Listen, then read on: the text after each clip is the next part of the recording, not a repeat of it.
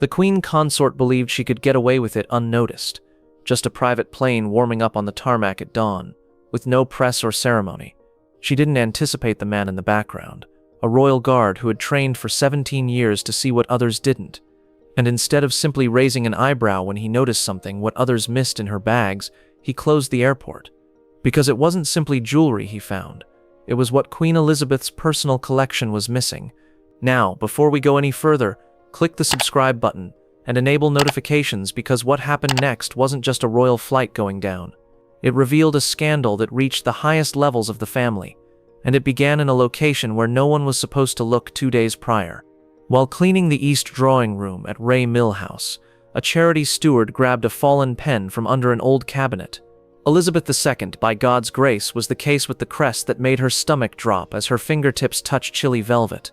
The crown's hair adornment, the kind worn at state banquets and not concealed behind furniture in private homes, was within. It was adorned with sapphires. Palace archivists verified everyone's worst suspicions in a few hours. A 1977 Commonwealth dinner piece that had been missing since 2019 and was recorded under sovereign possession. It had no right to leave Windsor, much less wind up collecting dust in someone's drawing room. The palace reacted quickly but without comment. Just encrypted calls and the silent reactivation of the Royal Heritage Task Force, no news conferences. After 17 years with the Coldstream Guards, 2 tours in Helmand, and currently serving with the Royal Collection Trust, Sergeant Rowan Kellen received the call at 6:30 a.m. On the protected line, Princess Anne's message was quite clear. Keep an eye on anything that leaves Raymill and Windsor. It flies if it's documented. Otherwise it remains. The royal family had been hurt by the sapphire ornament. Camilla was directly accused by Princess Anne. Prince William remained silent. King Charles, clearly frightened, declined to make a statement. But familial dynamics were not on Rowan's mind. What else might be missing, he wondered. Sergeant Rowan Kellen would be between those antiques and international airspace if the Queen Consort attempted to remove anything else that wasn't hers, as she had a private flight scheduled for the end of the week. Rowan was tasked with handling household-class diplomatic flight customs inspection at Heathrow's Royal Terminal on Thursday morning. Princess Anne gave a clear order after Raymill. Watch Flight GS771. If there are any irregularities, step in. GS771 appeared to be a standard private charter to Geneva. However, the timing, Camilla left the country in secret while the media conjectured about the heirloom issue, causing a fire of damage control. Before daybreak, the first Range Rover came. Before the engines stopped, doors opened. 2 assistants came out. Then Camilla arrived, dressed in a gray coat, big sunglasses, and a scarf wrapped like a person attempting to blend in. Except for a medium trunk that attracted Rowan's notice, the 11 pieces of baggage were all pricey, discreet, and typical of a wealthy traveler's kit. Its weight was difficult for the handler to manage. The wheels were not turning correctly. Under a protective cover, something metallic flashed when dawn light touched its surface. The trunk's hand-riveted corners and endlessly polished brass hardware gave it a truly old-world appearance, and when it slanted, he caught a glimpse of what lay beneath, a circular, tarnished gold crest. While on his Windsor cycle, he had noticed that marking, legacy wing seals for personal belongings of the late Queen. Things that were not allowed to leave the castle, much less travel on private aircraft. It was simply described in the manifest as clothes, accessories, and personal effects. No export authorization, no heritage paperwork. Camilla nodded briefly as she walked by him, but Rowan could see the clenching of her jaw. She was aware that he was observing. Rowan had just observed what appeared to be the second half of the Raymill affair, and the plane was scheduled to depart British territory in 30 minutes. With 2 inspection lanes, a portable scanner, and a customs bench that saw more coffee breaks than actual luggage checks, the screening area was hardly bigger than a service closet. It would, however, be the front line of something far more significant than travel protocol this morning. Rowan observed as the line of cases moved in the direction of the clearance checkpoint.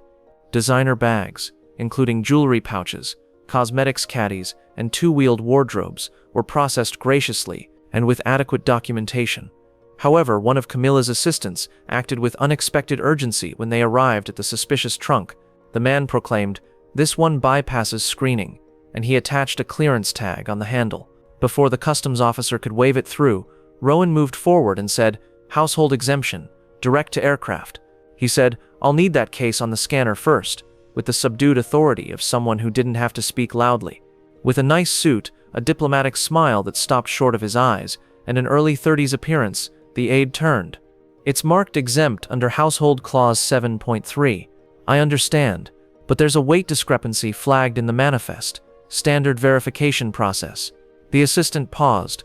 Just one beat. Two. Another voice sliced through the tension like a razor before he could reply. "That case does not require scanning." Camilla appeared behind them, with a silent assistant and her legal attaché at her sides.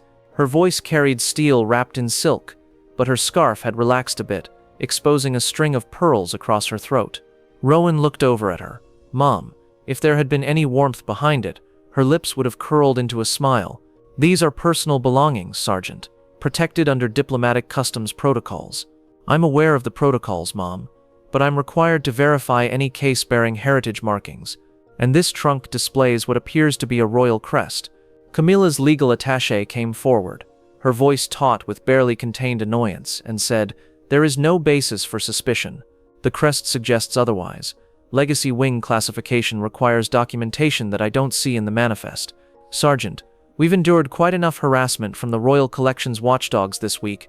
The Raymill incident was a simple misunderstanding, already resolved through proper channels. You are not a customs officer. Your ceremonial detail." Rowan's face remained unchanged. The silence that followed felt as heavy as glass. "Today, I'm whatever the crown needs me to be." He could see the calculation behind Camilla's eyes as she drew nearer. "If you're implying that I am smuggling, Sergeant, I would suggest you consider the consequences of that accusation." The temperature in the room appeared to drop by 10 degrees. "I'm not implying anything, Mom. I'm protecting sovereign property, especially items that have already been reported missing from secure locations." Without another remark, Camilla turned away after letting out a little amusing laugh. The trunk sat next to the scanner like evidence waiting to testify, and her attaché followed after whispering something into his phone. Silently, Rowan marked the case for temporary hold and grabbed for the inspection override. "This violates precedent," the aide protested, but Rowan only held up one hand.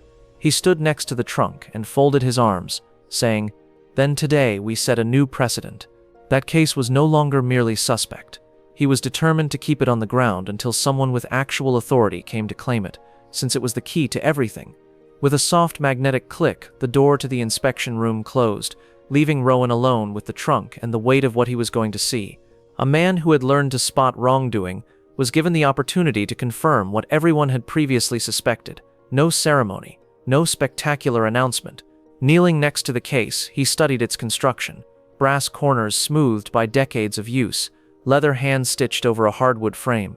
The crest that had captured his eye was there, half hidden under a protective plastic cover, worn gold embossing and a laurel wreath design. The type only the Queen's personal collection had, and underneath it, in tiny, hardly perceptible numbers, LWC 349A. Rowan opened the heritage tracking database on his encrypted tablet. The reference codes were still valid despite the system's age. It was established before everything went digital. He entered the marking and bided his time. As the request was processed through several security clearance levels, the screen wavered. Rowan's jaw tensed when the outcome was revealed. Status of item unauthorized departure attempt noted. Description: 4 letters of personal correspondence. Maltese pendant, sapphire cross, 1958. Owner: Queen Elizabeth II, sovereign custody. Last permitted location: Legacy Wing, Vault 3B. Security flag. Recovery needed. Princess Anne gave her approval. Rowan gazed at the display. This was no ordinary lost heirloom. The smoking gun was this. Since 2022, when it was last spotted at a special dinner at Balmoral, the Malta pendant has been reported missing. Some thought it had been lost in the confusion following the Queen's passing. Others believed it had been distributed informally, as a private present that eschewed formalities. However, there it was, concealed among personal belongings in luggage headed for Switzerland. Even more important were the letters, private letters from Queen Elizabeth to foreign heads of state that were judged historically sensitive enough to need to be stored in a vault, the kind of records that exposed a monarch's innermost thoughts and were never intended for private collection or public consumption. Item 049A is confirmed to be in transit, Rowan said in a brief note to his Royal Collection contact. Heritage hold is in place. Create a recovery plan. Then, using the emergency route set up for possible scandals, the encrypted household relay, he sent a second message. Legacy case detected. Terminal 7 at Heathrow. Departure from Geneva is near. There is a proven heritage breach. I'm requesting prompt supervision." He put the tablet aside after signing it with his service number. Just facts presented to those who would know exactly what to do with them. No drama, no accusations, because there would be no legal repercussions if the trunk got onto Swiss territory. The Crown's power ended when those things entered international jurisdiction and were protected by diplomatic means. No one would ever know. They would never return to history. Someone was going to have to pass through him in order to take a bit of Queen Elizabeth's legacy, so Rowan placed one hand lightly on the trunk surface, protecting it rather than claiming it, and he was more than prepared for that battle after serving for 17 years. The altercation came sooner than anticipated. Oliver Grant, Camilla's legal attaché, stormed into the inspection room with all the righteous rage of someone used to having his way, just as Rowan had just completed recording the trunk's serial numbers. Grant pulled documents out of his bag and declared, "We're ready to sign liability waivers, absolving security of any responsibility. You've made your point, Sergeant. Now release the case so we can proceed with departure." Rowan remained glued to his tablet. The case has been flagged under Protocol S4B, heritage verification required before international transport. Grant's eyes blinked. That protocol hasn't been activated in decades, doesn't invalidate its authority. It's designed for suspected foreign interference in royal exports. Rowan gazed up at Grant, confronting his gaze with an awkward lack of tact.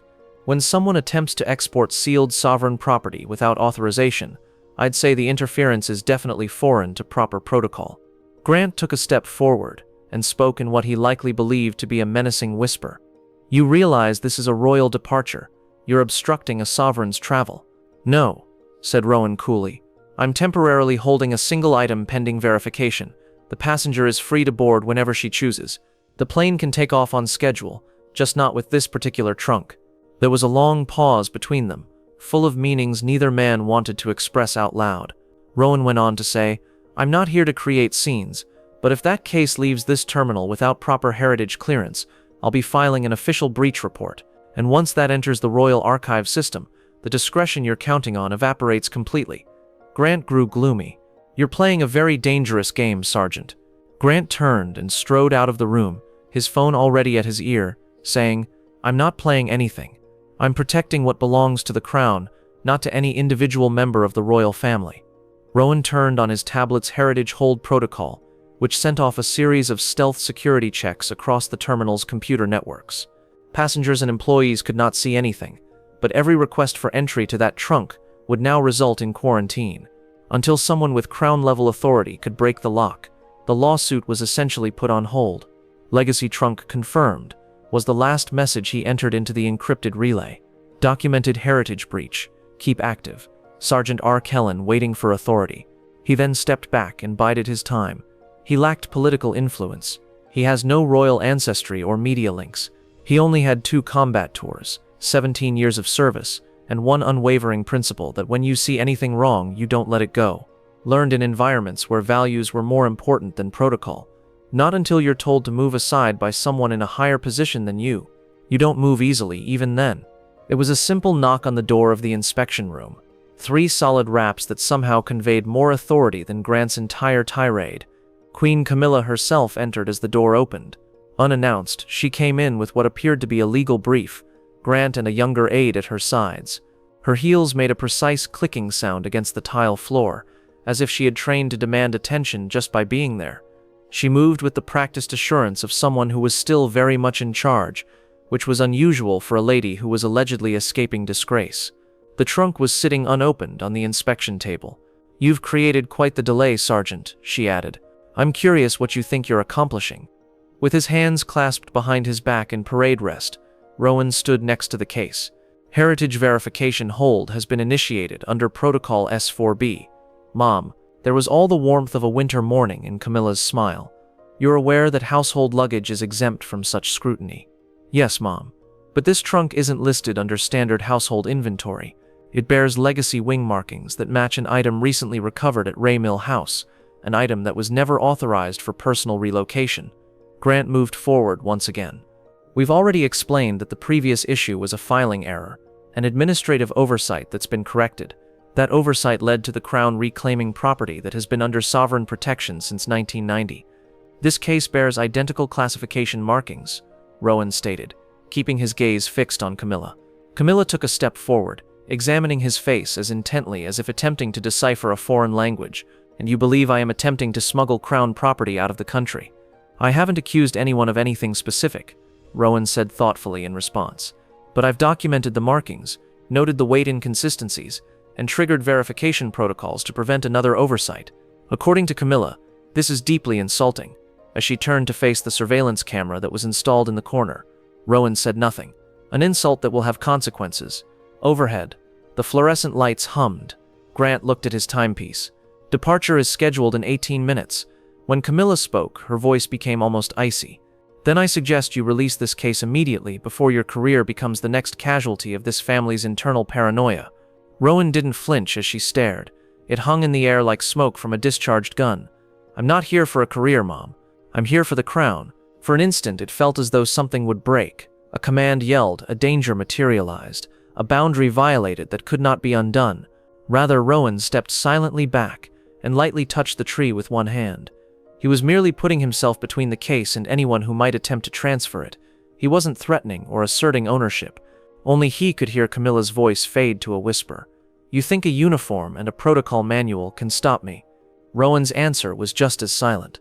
She looked at him for what seemed like an hour before turning and leaving the room without saying anything more, her coat trailing behind her like a drawn curtain. I think 20 minutes can.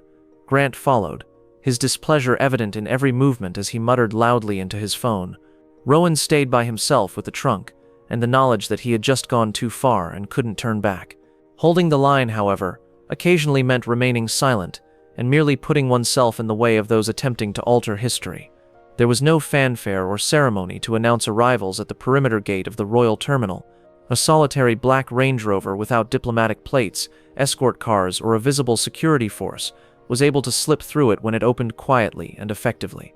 Through the observation window, Rowan saw the movement and felt his spine automatically straighten. It was Princess Anne. She got out of the car by herself. No press officers, no entourage, nothing ceremonial. Leather gloves, a red folder tucked under her arm like evidence awaiting presentation, and a long dark coat buttoned to the throat. Her footsteps reverberated across the safe hallway with the deliberate cadence of someone who had never had to rush because doors opened as she walked up to them. In the inspection room, she discovered Rowan standing next to the trunk, as if he were watching over something valuable. Sergeant. He became completely focused. Mom. She looked around the room, taking in the shut case, the papers that were lying around, and the tablet that was still showing warnings about heritage violations. Status report. Crisply. One trunk flagged during outbound screening, Rowan answered. Heritage markings confirmed as Legacy Wing Class 3. Manifest documentation insufficient. Scanning protocols were bypassed under false authority. CEF-4B hold implemented. Case contents match item 049A from the vault system. Anne gave one nod. Camilla's response was to first refuse verification and then try to use legal pressure to lift the hold. Feared repercussions for hindrance on one's career. Did you examine the contents? Negative, Mom. Awaiting proper authorization. Anne moved in the direction of the inspection table. Without waiting for approval or a formality, she said, then let's see what we're dealing with. She just placed her red folder on the table and opened it to find 3 pages of old records, Queen Elizabeth's own inventory sheets, each inscribed with the former queen's unique handwriting. She picked out a sheet and exposed it to the light. She turned to Rowan and read out loud, Item 049A, Sapphire Pendant, Malta Diplomatic Gift, 1958, worn once during Commonwealth Tour, accompanied by personal correspondence deemed historically significant. Vault Classification Legacy Wing, Section 3B. Authorization Note. She paused, reading her mother's handwriting. Not to leave British soil without Crown consent.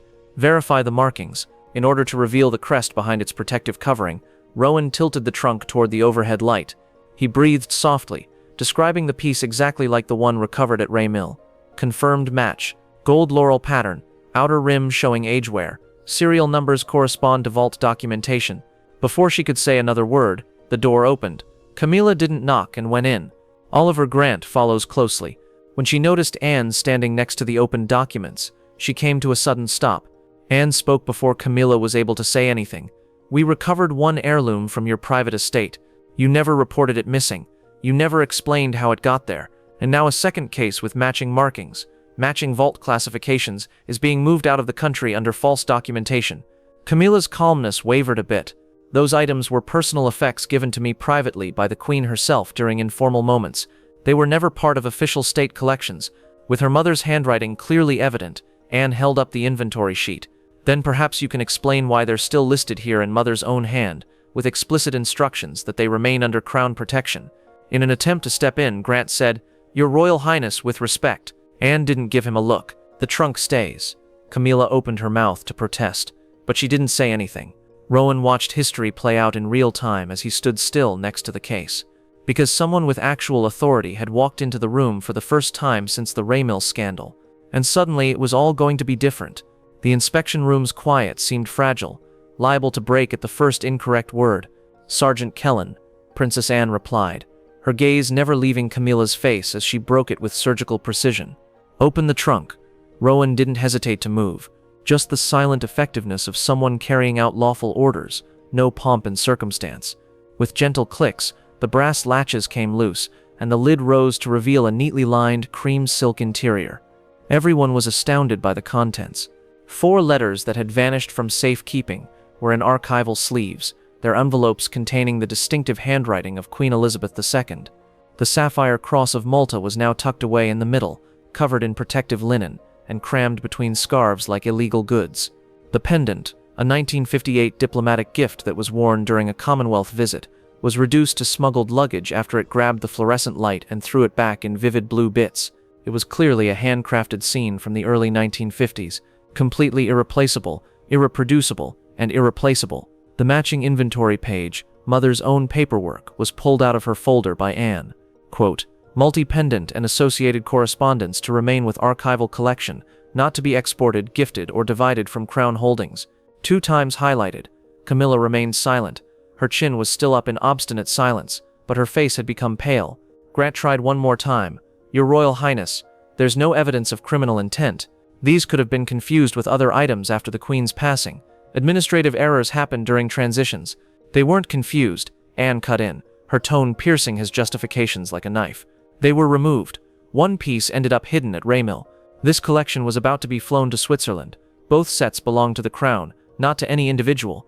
Rowan started meticulously recording every item, photographic evidence, custody envelopes, archival gloves, everything required to create an unbroken chain of custody. He handled the letters as though they were composed of spider silk, each one revealing a monarch's innermost feelings, in addition to their historical significance. The necklace was placed in a customized recovery case that was identified as belonging to the sovereign estate. Since this was no longer an ownership dispute, no one attempted to stop him at all. This served as proof. Anne turned to face the senior security guard who had shown up at the entrance, and said, "These items are to be transported to Windsor under Crown custody protocols. Sergeant Kellen will accompany them. Full documentation, unbroken chain of custody. Nothing leaves this terminal without proper authorization." "Yes, ma'am." Camilla did not move as Rowan closed the last container. "Though not disregarded, it is no longer pertinent to the discussion. Mother trusted you to walk beside the Crown," Anne whispered softly, drawing her sister-in-law closer until she was speaking directly to Camilla. She picked up her folder, turned, and left the room with the same quiet power that had brought her there, saying, "Not to take pieces of it when you thought no one was watching. Just finality. No threats, no ceremony, no guards." After putting the final seal on the evidence containers, Rowan took a step back. The case was, in all respects, closed. By the time Sergeant Rowan Kellen came out of the terminal, the jet engines were already spinning up to take off power. This time, however, he moved without haste, and his shoulders were relaxed. A Crown security van, presently parked just outside the service gate, had been used to secure, document, and load the heritage items. Princess Anne herself had signed and stamped the amended custody files, which were waiting inside with another Windsor officer. The mission has been completed. Letters are safe, heirlooms are retrieved, and the legacy is preserved. It would leave something significant behind, but the airplane would leave on time. Turning, Rowan saw Queen Camilla come out of the inspection corridor again. She still exuded a royal demeanor, with her head held high, her spine straight, and her motions under control, but something had been taken away from her that was invisible to the outer world, possibly authority, or just the assurance that comes from thinking you are above the law. Her surviving assistants were like anxious shadows on either side of her, accepting commands instead of providing them. Without saying a word, she ascended the airplane stairs, her heels hitting the metal rungs with purposeful accuracy. She stopped at the top, only to gather herself before vanishing into the cabin. Not to wave or acknowledge anyone, pneumatic finality closed the door behind her. Oliver Grant took a while to follow. His eyes flicked to Rowan as he stood on the tarmac, talking to ground staff in clipped tones. However, the fire had extinguished. The threats of legal action have vanished. The practical matter of leaving was the only thing left to do. His gaze went unnoticed by Rowan. Princess Anne was waiting by the open door of the Range Rover parked outside the security cordon, and he was already making his way toward it.